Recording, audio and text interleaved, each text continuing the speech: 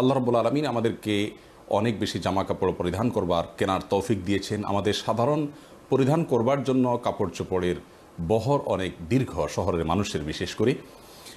এই যে আল্লাহ তাআলার অনুগ্রহ আমাদের প্রতি রয়েছে, সেই জায়গা থেকে যারা শীতে কাঁপছে, তাদের শীত নিবারণ করবার মতো বস্ত্র তারা কিনতে পারছেন না, তাদের পাশে দাঁড়ানো হলো শীতের সবচেয়ে গুরুত্বপূর্ণ আমল।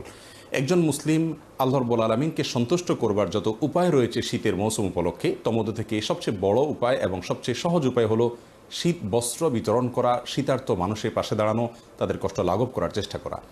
প্রিয় নবী সাল্লাল্লাহু আলাইহি সাল্লাম মুআজ্জামে তাবরানী এর বর্ণিত হাদিসে ইরশাদ করেছেন যে আহাব্বুন নাস ইলাল্লাহি আনফাহুম লিন্নাস, মানুষদের মধ্যে আল্লাহর সবচেয়ে প্রিয় মানুষ সে যে মানুষের জন্য বেশি কল্যাণের কাজে আসে, উপকারে আসে। অতএব শীতার্থ মানুষের পাশে দাঁড়ানো এটা হলো শীতের সবচেয়ে গুরুত্বপূর্ণ আমল এবং আল্লাহ রাব্বুল আলামিনকে সন্তুষ্ট করার সবচেয়ে সহজ উপায়।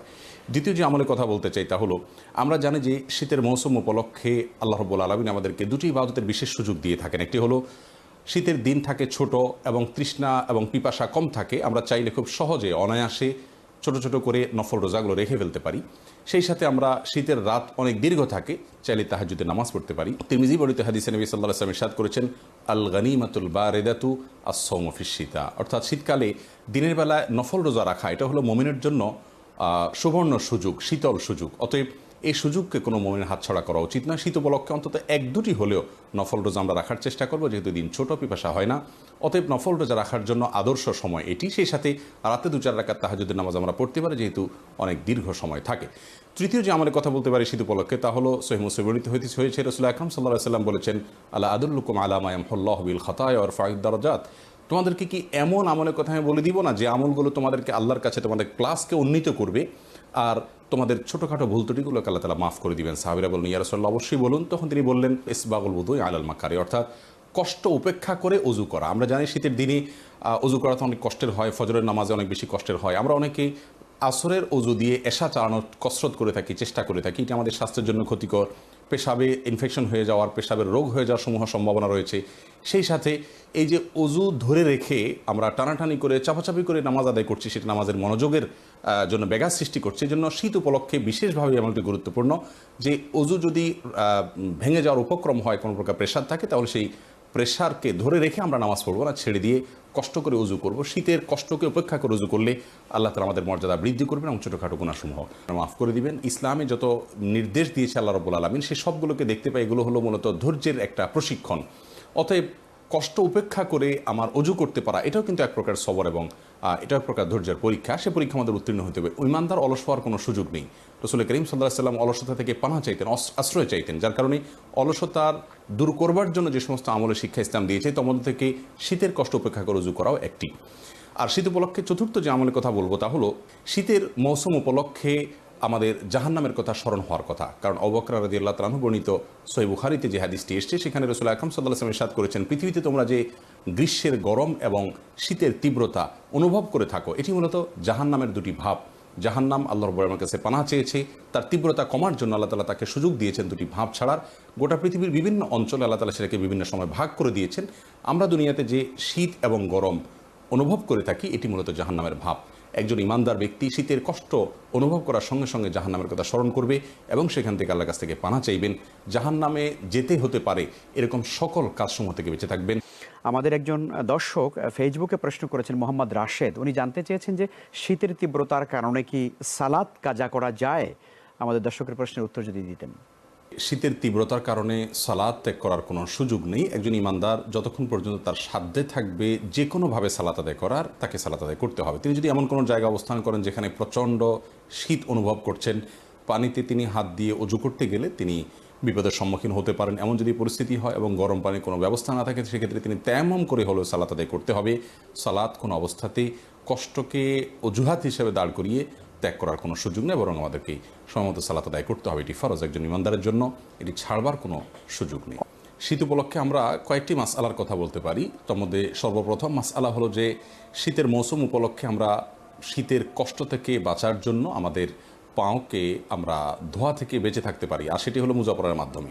সহিহ মুসলিমে বর্ণিত হয়েছে যে আলী রাদিয়াল্লাহু তাআলা বর্ণনা করেছেন যে নবী সাল্লাল্লাহু আলাইহি ওয়াসাল্লাম যারা বাসাবাড়িতে অবস্থান করছেন তাদেরকে একদিন এক রাত পর্যন্ত মোজার উপরে মাসাহ করার অনুমতি দিয়েছেন। অর্থাৎ একজন ব্যক্তি তিনি অজু করে, অর্থাৎ পূর্ণাঙ্গ অজু করে পাও ধুয়ে পবিত্র অবস্থায় যদি তিনি মোজা পরিধান করেন তাহলে 24 ঘন্টার ভিতরে যতবার তিনি অজু করবেন তার পাও আর না ধুয়ে শুধুমাত্র হাত মুখ ধৌত করলেন, আর পাও ধোয়ার সময় ভেজা হাত দিয়ে শুধুমাত্র পায়ের উপরের অংশে একটু টান দিলেন 4টা আঙ্গুল দিয়ে, আবার বাম পায়ের ক্ষেত্রে এভাবে টান দিলেন, তাতে কিন্তু তার পাও ধোয়ার কাজ হয়ে যাবে।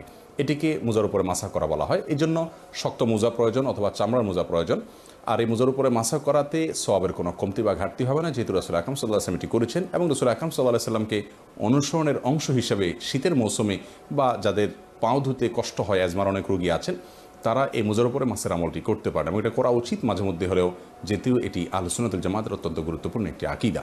শীতের মাসালা উপলক্ষে আরেকটি মাসালার কথা আমরা বলতে পারি, তা হলো আমরা জানি যে অনেকে শীতের সময় তাড়াহুড়ো করে উজু করেন, যেটি অনুচিত। এবং তাড়াহুড়ো করে উজু করতে গিয়ে দেখা যায় কানের আশেপাশে শুকনো থেকে যায়, কনুইয়ের গোড়ায় শুকনো থেকে যায়, পায়ের গোড়ালি এবং গিরায় শুকনো থেকে যায়। বিশেষ করে পায়ের গোড়ালি গিরা এগুলোতে আমরা জানি যে শুষ্কতার কারণে ফেটে যায় অথবা টাইট হয়ে যায়। শুধুমাত্র পানি প্রবাহ করা যথেষ্ট হয় না, একটু ডলতে হয়। আঙ্গুলের চিপাগুলোতে পানি যায় না, ভালো করে ডলতে হয়।